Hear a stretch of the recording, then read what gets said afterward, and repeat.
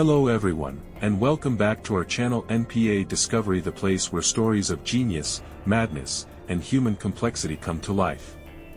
If you're someone who loves exploring the haunting depths behind great writers, the beauty and the darkness that coexist within their souls, then you're in the right place. Today, we're diving into one of literature's most controversial and complex figures, Patricia Highsmith, the brilliant yet deeply troubled mind behind the talented Mr. Ripley, Strangers on a Train, and Carol. Her stories made the world shiver. But her life? It was darker, lonelier, and far more disturbing than most of her readers could imagine. Some have called her a genius. Others, a sociopath. But one thing is certain, Patricia Highsmith lived like one of her own characters, brilliant, cold, and devoured by her own contradictions. Before we begin, don't forget to like this video, share it with your friends who love true stories about art and madness, and subscribe to our channel. It's what keeps us motivated to bring you more incredible tales like this one. Patricia Highsmith's story begins not with joy, but with rejection, before she even took her first breath. Born in Fort Worth, Texas in 1921, Patricia came into the world under the shadow of tragedy and betrayal. Her father, J. Plangman, was an illustrator, a charming man on the outside, but deeply irresponsible beneath the surface. When his wife, Mary, became pregnant, Jay wanted nothing to do with the child.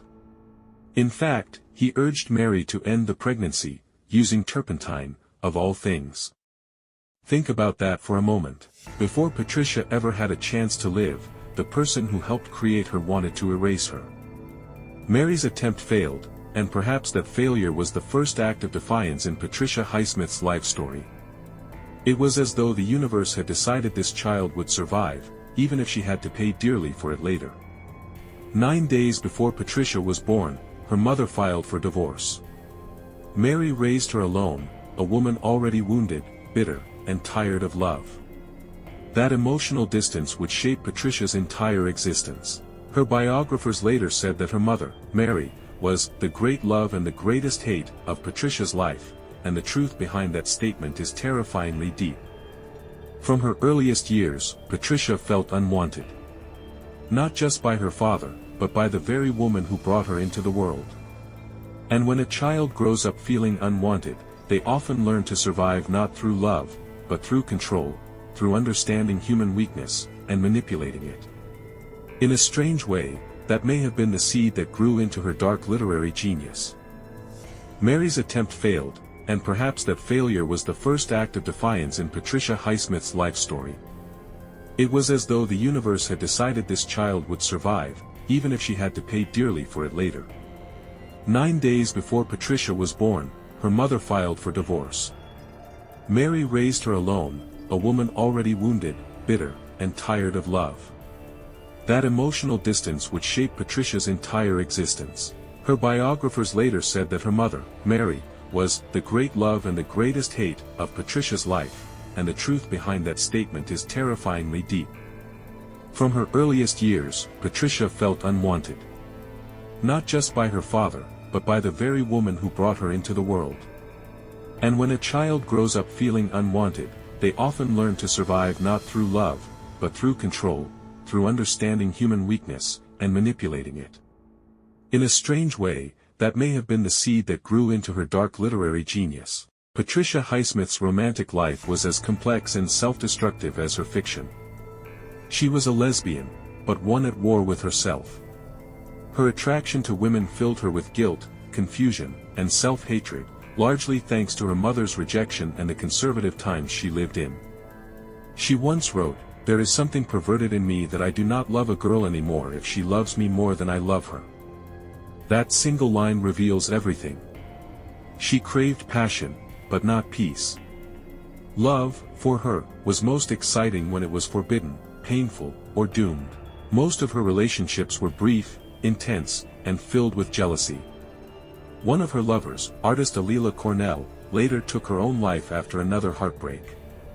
Highsmith was devastated, yet disturbingly detached, hanging Cornell's portrait in every home she owned, as if to keep the ghost nearby. Her guilt and longing bled into her writing. When she met a beautiful stranger while working at Bloomingdale's, she became obsessed, and out of that obsession came one of her most famous novels, The Price of Salt, later retitled Carol. It was the first lesbian novel of its time to have a hopeful ending, and that was revolutionary. But ironically, Highsmith published it under a pseudonym. She feared the world, and perhaps herself, too much to claim it. As a writer, she gave the world a rare glimpse of love between women without punishment or tragedy. As a person, she could not live that truth openly. When Patricia Highsmith left the comfortable walls of Barnard College, she was already an enigma, a woman who lived more vividly inside her mind than in the real world. The 1940s were supposed to be an era of renewal, a time when young women were expected to find husbands and stability after the chaos of war. But Patricia, she walked in the opposite direction. She wasn't chasing a ring or a white picket fence, she was chasing the perfect story, the kind that could shatter illusions. Her early years in New York were marked by restless energy. She took odd jobs, writing comics, working as a script reader, editing drafts for pennies, yet all the while she was quietly sculpting the ideas that would one day define her legacy. But if her career was gaining shape, her personal life was unraveling into complexity. Patricia's heart, much like her fiction, was full of contradictions. She was a woman who yearned for intimacy but recoiled from it the moment it arrived. Highsmith was openly attracted to women long before society allowed such openness, but she despised labels. She once wrote, "Love is the most fatal illusion of all." Her relationships, fleeting, passionate, and often destructive, mirrored the dark tension in her novels. One of her earliest and most intense affairs was with the artist Alela Cornell, whose tragic death by suicide in 1946 haunted Patricia for the rest of her life. Friends said she never recovered, that some part of her died alongside Alela.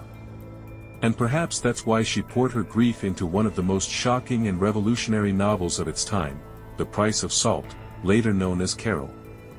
Carol was not born from imagination alone, it was born from Patricia's own heart. One winter day, while working at Bloomingdale's during the holiday season, she met a glamorous older woman who came in to buy a doll for her daughter. That brief encounter lit a fire in Patricia's mind. She went home and, in a feverish rush, wrote the entire outline of The Price of Salt, a love story between two women, Therese and Carol, that defied everything 1950s America stood for. But what made this novel so radical was not merely its subject, it was its ending. Unlike most stories about forbidden love, The Price of Salt didn't end in tragedy. There was no death, no moral punishment. Instead, it ended with the faint, fragile hope of love surviving in the face of society's cruelty. Patricia published it under a pseudonym, Claire Morgan, terrified of being blacklisted. Yet the novel became a quiet revolution. It was passed in secret among women, hidden behind false dust jackets, whispered about in cafes. For thousands of readers, it was the first time they saw their truth reflected in a story. And for Patricia, it was the first and last time she allowed tenderness to win over darkness. As the 1950s unfolded, Patricia's tone darkened. Her next major work, Strangers on a Train, captured the world's attention when Alfred Hitchcock adapted it into a hit film. Two men who meet by chance and make a deadly pact, one of them a charming sociopath. That story opened a door inside Patricia's mind that she would never close. Because inside that door, waited Tom Ripley. When The Talented Mr. Ripley was published in 1955, the world met one of literature's most elegant monsters. Ripley was intelligent, insecure, and disturbingly relatable. He could kill without remorse, yet readers found themselves rooting for him. It was, in a way, Patricia's reflection of herself. She once said, "Tom Ripley is the person I would have liked to be. I admire his sense of freedom." Freedom. That word followed her everywhere. Freedom from social norms, from moral codes, from the gaze of a world that never understood her. But freedom, in Patricia's case, came at a price: isolation. As her fame grew, so did her distrust of people. She lived in small, cold apartments. She drank heavily. She carried snails in her handbag to dinner parties, claiming they were better company than most humans. It would be funny if it weren't so painfully honest. Highsmith once wrote that every writer builds a prison of their own mind, and spends a lifetime exploring its corridors. Hers was made of suspicion, loneliness, and brilliance. She distrusted editors, despised critics, and gradually alienated nearly everyone close to her.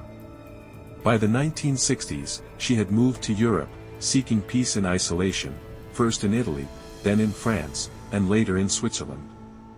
There, she lived among her notebooks, typewriters, and cats, surrounded by stacks of unfinished manuscripts and bottles of whiskey. Her journals, later discovered after her death, revealed a mind at war with itself, a relentless, unfiltered chronicle of genius and bitterness. She wrote about her lovers, her prejudices, her fears, and her contempt for the modern world.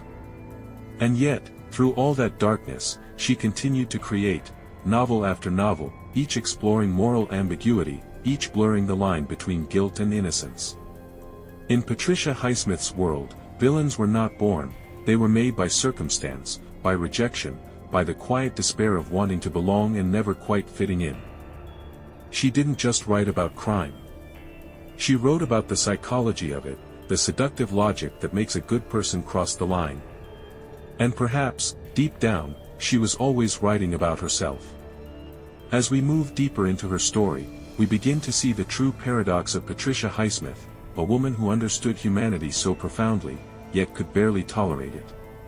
Her life was not just the story of a writer, it was a study in contradiction, love and cruelty, fame and solitude, intelligence and alienation.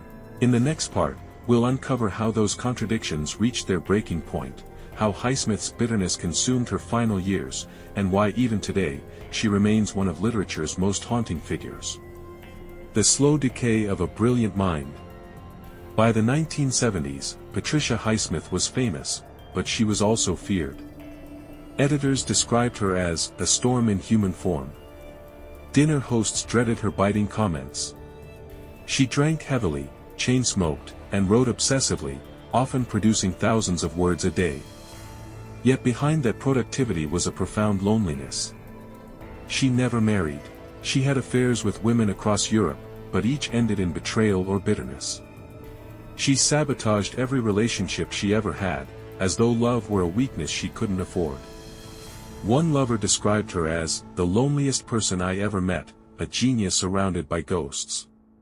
And ghosts, indeed, followed her everywhere. Patricia had grown cynical, deeply mistrustful of people, politics, and modern society. Her private notebooks, discovered after her death, revealed opinions that were shockingly harsh, racist, anti-Semitic, and full of resentment. They shattered the image of a misunderstood artist and revealed the darker truth: Patricia Highsmith had become a prisoner of her own bitterness. It's one of the saddest transformations in literary history, how a writer who gave voice to forbidden love and the price of salt could, decades later, fall into such isolation and prejudice. But perhaps this contradiction was part of her tragic design. Her mind was too sharp, too skeptical to rest. She saw through illusions, but instead of finding beauty in truth, she found despair. She once wrote in her journal, "Life is only tolerable when one has illusions." When she lost hers, the world became unbearable. By the 1980s, Patricia lived in Switzerland, in a small house in the village of Tegna. Her world had shrunk to the size of her study. She rose early, wrote all day, and spent her evenings drinking gin or whiskey, sometimes speaking aloud to herself, as if arguing with invisible critics. Visitors described the house as eerily quiet, full of locked drawers, papers piled to the ceiling, and a faint smell of cigarettes and solitude. Her final years were lived in complete solitude. Death, legacy, and the dark mirror she left behind. On February 4, 1995, Patricia Highsmith died quietly in a Swiss hospital. She was 74. There was no family by her side, no grand farewell, just a stack of notes and manuscripts on her bedside table. In her will, she left her estate to a foundation for artists and writers, a final act of generosity from someone who had long ceased to believe in kindness. When the world learned of her death, reactions were mixed. Some mourned a genius, others remembered her cruelty. But one thing was certain: Patricia Highsmith had changed literature forever. She transformed the crime novel into something far deeper, a psychological labyrinth. She replaced detectives with sociopaths, justice with moral ambiguity, and villains with people we secretly understood. Her characters didn't kill for money or passion, they killed for belonging, for identity, for freedom. And perhaps that's why her stories still haunt us today. Because they whisper a terrifying question: what if the monster isn't someone else? What if it's us? Decades after her death, Patricia's works continue to inspire films, writers, and philosophers. The Talented Mr. Ripley was adapted into a hit 1999 film starring Matt Damon, Jude Law, and Gwyneth Paltrow, a sleek, beautiful rendition of her cold, dangerous world. Carol was adapted in 2015, earning critical acclaim for its tenderness and courage, finally giving Patricia the recognition she never received in her lifetime. But beyond cinema and literature, Patricia's real legacy lies in her psychological vision. She understood that evil isn't always loud or obvious. Sometimes, it wears charm. Sometimes, it smiles politely. Sometimes, it looks like a friend. In that sense, Patricia Highsmith held up a mirror to humanity, and few liked what they saw. Patricia Highsmith's story is not just about art. It's about the cost of genius, the loneliness of those who see the world too clearly. She once said, "Writing is a substitute for the life I cannot live." And perhaps that's the truest thing she ever wrote. She lived through her words, died by them, and left behind a body of work that forces us to question everything we believe about morality, identity, and desire. In the end, she became her own most fascinating character, a woman who built her own prison, decorated it with art, and locked the door from the inside. Patricia Highsmith didn't just write about darkness, she was the darkness.